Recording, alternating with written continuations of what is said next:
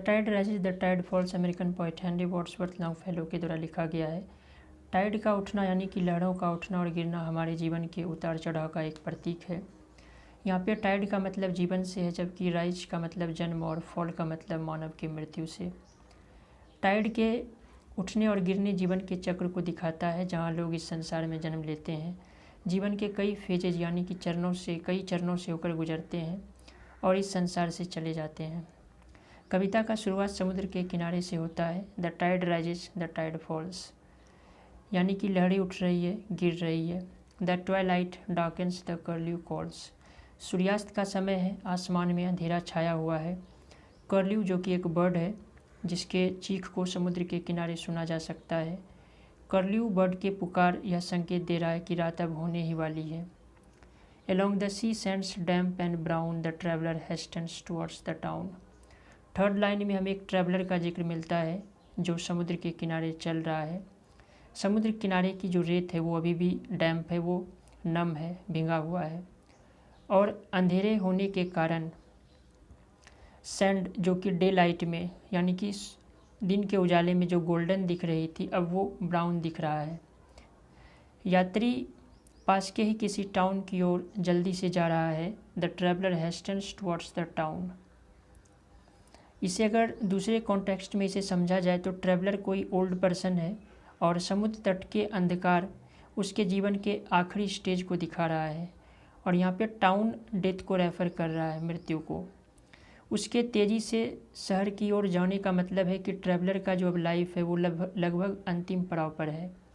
And the tide rises the tide falls, tide का उठना और गिरना लाइफ का एक मेटाफर है।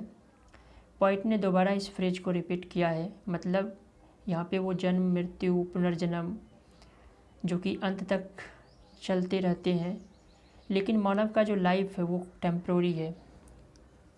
Darkness settles on roofs and walls, अब अंधकार फाइनली टाउन में फैल चुका है। रात्रि का समय होने पर शहर बिल्कुल शांत है।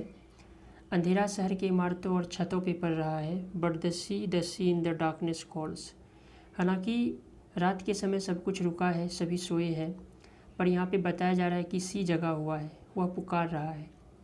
दूसरे अर्थ में इसे समझा जाए तो लोग सुबह के उम्मीद में सोए हैं, और यहाँ पे सी का मतलब डेथ से है, मृत्यु से है। मृत्यु उन्हें पुकार रहा है। The little waves with their soft white hands efface the footprints in the Sands, point ने यहाँ पे वेव को पर्सोनीफाई किया है। हालांकि वेव, कोई सी वेव के पास सॉफ्ट वाइट हैंड्स नहीं होते हैं, पर यहाँ पे बताया जा रहा है कि इसके जो सॉफ्ट वाइट हैंड है, यानी कि लहरों में जो सफ़ेद झाग जिसे हम लोग फैन भी कहते हैं, उसे बोला गया है। और यह समुद्र की लहरें उस ट्रैवलर के फुटप्रिंट को, उसके पैरों के निशान को मिटा देता है, जो कि उसके रेत पर चलने से पड़ा था। इसका मतलब ये है कि ट्रैवलर का मतलब यानी कि कोई इंसान मरने के बाद यह जो वेव है यानी कि समय है, उसके यादों को मिटा देता है। और यहाँ पे जो फुटप्रिंट लिखा गया है वो व्यक्ति के वजूद या उसके उपलब्धि से है, और यह समय उसके वजूद को मिटा देता है और कुछ समय के बाद उसकी यादें फीकी पड़ जाती है। द मॉर्निंग ब्रेक्स, एक नए दिन का शुरुआत होता है। द मॉर्निंग ब्रेक्स का मतलब न्यू लाइफ, पुनर्जन्म से है। The streets in their stalls stamp and neigh as the hostler calls, hostler जो घोड़ों की देखभाल करता है उन्हें कहा जाता है। हॉस्टलर के पुकार पर घोड़े अपने पैरों को ज़मीन पर पटकता है, हिनहिनाता है। और यह कविता की तीसरी पुकार है, थर्ड कॉल है, और यह पुकार जीवन के लिए है, यानी कि पुनर्जन्म।